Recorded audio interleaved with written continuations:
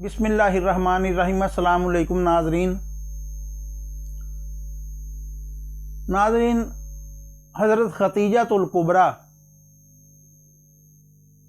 रिसालत माब सल्लल्लाहु अलैहि वसल्लम की पहली ज़ौजा मोहतरमा उम्मेहातुल मोमिनीन 25 बरस तक तकरीबन रिसालत माब सल्लल्लाहु अलैहि वसल्लम की शरीके हयात रहीं। नबूवत के 10वें साल 10 माह रमज़ान को आपकी वफ़ात हुई। आपने इंतकाल फरमाया, पर्दा फरमा गईं।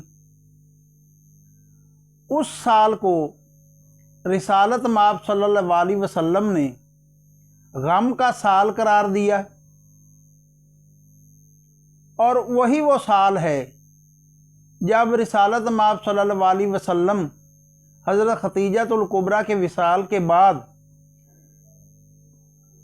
कुरैश के जुल्म और सितम से तंग आकर सफ़र इख्तियार करते हैं ताइफ का।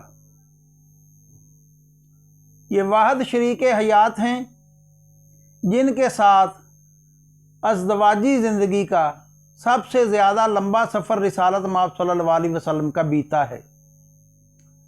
मगर इन खतीजतुल कुबरा रज़ी अल्लाह तआला अन्हा की विसाल जब आपका हुआ तो आपका नमाज जनाजा अदा नहीं किया गया।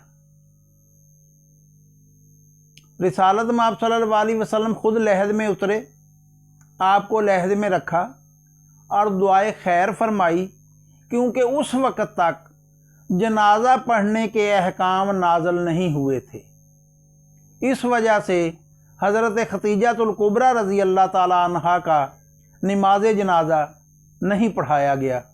सलामत रहें। बहुत शुक्रिया। चैनल को लाइक कर दीजिए, सब्सक्राइब कर दीजिए।